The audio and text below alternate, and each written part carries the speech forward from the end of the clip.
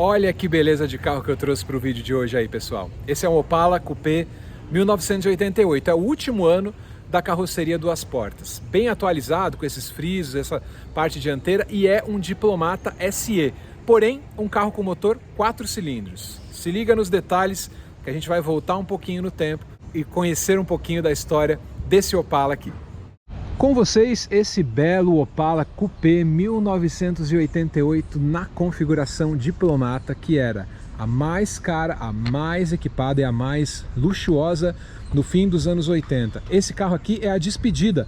O último ano desse carro foi em 1988 e ele tinha várias inovações e evoluções possíveis dentro da linha Opala e coisas que a gente não vê mais nos carros médios de hoje em dia. E o Opala nessa época era um carro que já estava envelhecido, mas a gente pode dizer que ele envelheceu muito bem, né? Se vocês olharem bem, essa carroceria dele que surgiu, né? O Opala teve uma geração só. Ele surgiu ali no início dos anos 70, assim como um coupé duas portas. A gente está falando de 20 anos de intervalo com o mesmo carro. Então a gente percebe que a GM fez o que dava para poder modernizar, né, esse carro. Quando vocês olham o para-choque, já era o chamado para-choque envolvente, com saia, aqui a grade já integrada com os faróis. O farol não era quadrado, né? Já tinha uma coisa mais de trapézio, né? Formando aqui com a grade um conjunto elegante. Ainda tinha o recorte reto, né, dos anos 80, que surgiu ali em 80 exatamente, mas eles modernizaram bem. O para-choque não era preto, era cinza, ele combinava bem com esse friso inferior, ó, escrito Diplomata SE. Nessa época a GM deu uma atualizada no Monza também, no Chevette ia modernizar ele depois, né, nos anos 90 de novo. Ele tinha coisas ainda antigas, os frisos cromados, né, essa coisa cromada já era considerada antiga na época, ó. Todos os vidros tinham o friso cromado e essa carroceria coupé na época era considerada já antiga. Mas mesmo assim a GM fez o possível para modernizar esse carro. Ó, de novo, olha o para-choque, cinza envolvente, com polaina integrada ali. Essa lanterna traseira que eu sempre achei muito bonito, ó, lanternas originais. Todos os detalhes desse carro são originais, menos as rodas. De fato o Opala ele era um carro médio, mas para nós assim no Brasil ele era quase um carro de luxo. Primeiro porque não tinha nada importado, não tinha BMW, Audi, Mercedes, as importações eram proibidas e o nosso mercado era bastante antigo. Então, embora ele no porte fosse um carro médio, ele era um carro topo de linha e só quem podia comprar esse carro ali em 88 era só quem tinha muito dinheiro, tempos de inflação, tempos de crise, e o Opala sobrevivendo a tudo isso na preferência dos seus fiéis consumidores que compravam linha Opala.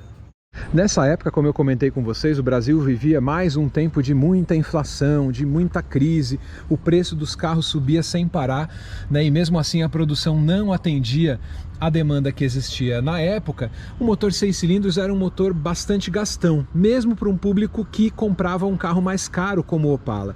Então você podia ter a opção de usar um 4 cilindros, que é esse modelo aqui, no motor, na versão mais cara do carro, né? Esse daqui, por exemplo, é equipado com direção hidráulica e ar-condicionado. Então ele tinha todos os opcionais de época, menos o motor 6 cilindros e sim o motor 4 cilindros. Mas ó, o ar-condicionado dele gelando, uma peça importada dos Estados Unidos, ó, Harrison, General Motors, Lockport, New York, Air Conditioning, né? O equipamento de ar-condicionado que vinha de modelos americanos da GM, né? Isso acho que podia importar na época porque a GM trazia dos Estados Unidos. Aqui o radiador dele foi redimensionado, esse radiador não é original, mas dá uma refrigeração melhor para o carro, mas reservatórios, tudo ali, ó, original da GM, você vê GM em tudo.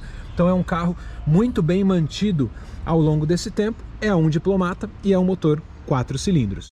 Agora, mesmo sendo um Diplomata, que era a versão mais cara que o Commodoro, nessa época tinha até o Opala SL também, o modelo de entrada, esse modelo topo de linha aqui, ele tinha um motor 4 cilindros e não os 6 cilindros que era mais comum no Diplomata. E é fácil de explicar isso olhando o contexto daquela época. E caprichos que tinham na época, né? Aqui a gente olha, por exemplo, a manta acústica, né? A manta era uma coisa para poder manter o carro mais silencioso. O 4 cilindros ele não tem aquele ronco envolvente dos 6 cilindros. mas é um carro mais silencioso, mais estável. Eu gosto muito desse motor e aqui ele cabe muito bem, porque o carro é puro conforto. Ele está um pouquinho mais baixo, rodas Aro 15, nessas rodas aqui diferentes, vocês já conhecem, pneus Cooper Cobra, que são novinhos, pneu 215 6015, e deu um ar mais atual para esse nosso Opala Coupé. Na minha opinião, ficou muito bonito. Outra coisa que era muito antiga já neste Opala aqui, ó, essa coisa de interior marrom. O brasileiro nunca foi fã de interior colorido. Nos anos 60 tinha muita coisa colorida, o próprio Opala tinha opções de cores internas, a linha do Galaxy, a linha Dodge, tinha essas, né, opções de você trocar, eu quero vermelho, eu quero azul, eu quero verde, igual nos Estados Unidos, e foi sumindo. Tudo foi ficando assim ao preto, né? Se resumindo ao preto. Eu gosto muito do marrom. E o Opala era um carro muito bem acabado, feito por um público exigente na época. Sabia que estava comprando um carro antigo, mas ao mesmo tempo queria essa coisa mais chique, né? Do Opala. Aqui você vê que ele tem carpete marrom, bancos marrom em veludo. Olha o acabamento dessa porta aqui, ó, num veludinho também, com curvinho, puxador marrom claro. Ele tinha muito charme esse carro, embora muita coisa ainda fosse na cor preta, né? O volante na cor preta, a alavanca do câmbio, o fundo do painel quadrado, que era já um painel antigo na época. Então todo o conjunto era muito antigo, era muito conhecido, mas o consumidor que comprava Opala gostava desse interior espaçoso, confortável do Opala. E como eu disse, esse carro era completão. Completão, porque ele tem aqui no painel de fundo branco, painel que surgiu ali no início dos anos 80, ó, ele tem contagiros, ele tem o indicador do combustível e da temperatura, isso aqui ok, que é comum, mas ele já tinha contagiros, na época não era muito comum isso, as luzes espia, acionamento do farol, o dimmer, né, a luz interna do painel, que é legal, as saídas de ar-condicionado na cor preta. Esse carro mais completo vinha com toca-fitas na época, as fitas que ficavam aqui, ó, né, você apertava o botãozinho para ela poder sair, o pessoal guardava nos toca-fitas. Esse foi atualizado por um rádio Bluetooth comum, né? O desembaçador traseiro, acendedor de cigarros, esse relógio quartz digital que na época era uma coisa muito moderna, e os controles de fluxo de ar. Como ele tem ar-condicionado, esse é o painel de comando do ar-condicionado e o câmbio manual de 5 marchas. Ninguém gostava de carro automático, tinha má fama, né, o carro automático, então aqui ele usava a transmissão manual de 5 velocidades nessa versão aqui. Aqui o carro está ligado, direção hidráulica, que era muito difícil de ter nos carros brasileiros dessa época. Ele tem o vidro elétrico, né, o controle aqui embaixo, ó. O vidro elétrico também, grande maioria dos carros, até os carros médios, o padrão não era ter vidro elétrico, era vidro manual. Ar-condicionado então era coisa muito rara. Nessa época você tinha opção de ar-condicionado em carros mais caros, Escort XR3, o próprio Monza, né, nas versões mais caras ar-condicionado, nas básicas não tinha ar-condicionado. A Fiat tinha a linha ali do, vamos pegar o sedã, ela não tinha Tempra ainda, ela tinha o Premium, você tinha o CSL, né, as versões mais caras, os esportivos com opção de ar-condicionado, o Gol GTI, que era um dos carros mais caros da época, era o único com injeção eletrônica. Os carros eram muito simples, né? O Collor até falava, o presidente da época, falava que os carros ali em 89, eles eram carroças. E de certa forma ele não estava errado, né? Os carros eram projetos muito antigos ou projetos de alguns anos atrás da Europa. O Opala mesmo era um projeto da GM do fim dos anos 60 que ainda sobrevivia e ainda ia sobreviver por um tempo. Ele ia até 1992, justamente com essas versões aqui.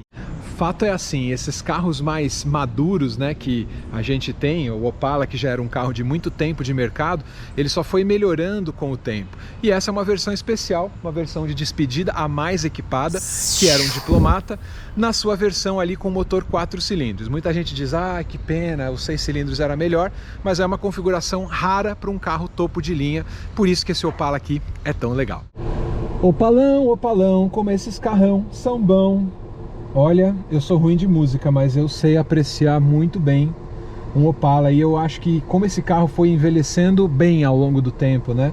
Podiam até falar na época, ah, o Monza é muito melhor, o Monza era mais moderno. O Monza roubava vendas do Opala, isso é verdade.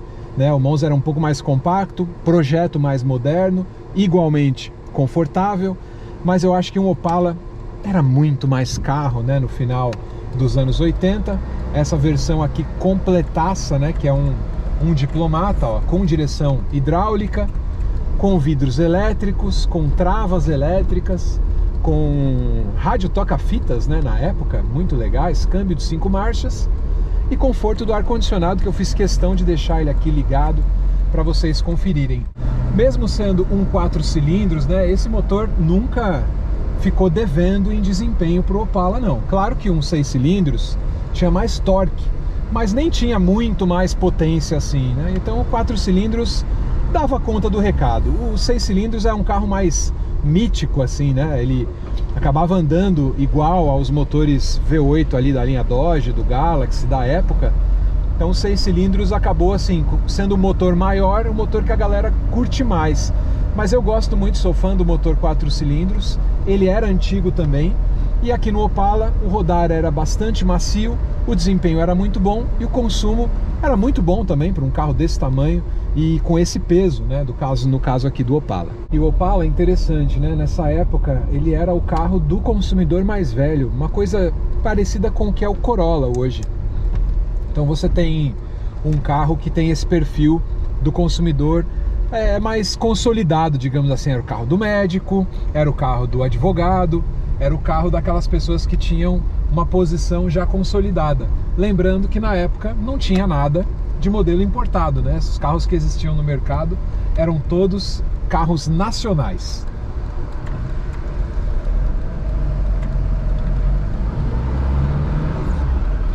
Era para quem podia pagar pela versão mais completa do Opala, como era essa daqui. O fato dele ter o Monza muito próximo ali, né, e um carro mais moderno, aquelas pessoas que não queriam a visão de ter um carro antigo na garagem acabavam indo para o Monza. Aí veio o Monza Classic, por exemplo, né, que era para pegar um pouco mais desse consumidor aí indeciso e migrar para o Monza, que era um carro mais barato de ser produzido do que o Opala, que já era um carro mais antigo.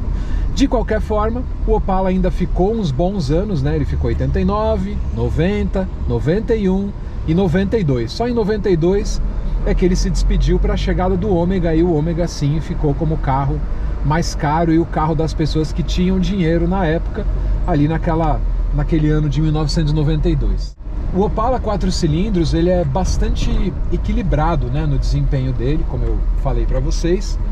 Ele era um carro bem macio, bem confortável, bem espaçoso, mais espaçoso do que o Monza. E embora fosse um projeto antigo, ele tinha um custo interessante naquela época para quem queria comprar, para quem queria continuar na linha do Opala, era uma excelente opção. E o motor do Opala 4 cilindros eu mostrei para vocês, ele rende 82 cavalos e uma boa faixa de torque, né? 17 kg de torque, tração traseira, um 0 a 100 que não é muito animador, né? Um 0 a 100 bem elevado, aí exige quase 16 segundos para chegar a 100 por hora, a velocidade máxima por volta de 150 por hora. E para um carro desse tamanho, né, um carro de quase 1.300 quilos, o consumo não é elevado não. Essa versão que é álcool, né, quase todo carro dessa época é etanol, ele fica ali entre 6 e 9, e se fosse um carro a gasolina ia ficar entre 7 e 11 quilômetros aí na estrada. Eu não acho o Opala gastão pelo tamanho, pelo porte do carro, e a manutenção dele até hoje é bastante fácil, você encontra peça em qualquer lugar.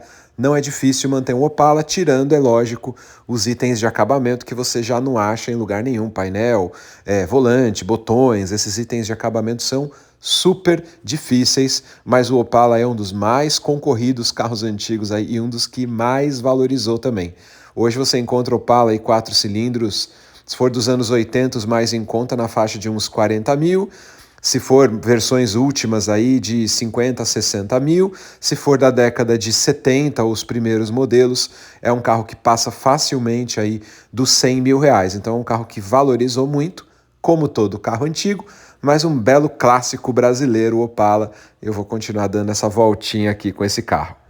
Obrigado, espero que vocês tenham curtido aqui o vídeo do canal do Autos TV. Esse Opala é lindo, anda muito bem, uma configuração difícil, que ele era o mais caro, mas com motor 4 cilindros a álcool, e era a versão mais completa com ar com direção com tudo que um diplomata tinha para oferecer de conforto naquele fim dos anos 80. Obrigado pela audiência, a gente se vê nos próximos. Tchau, tchau.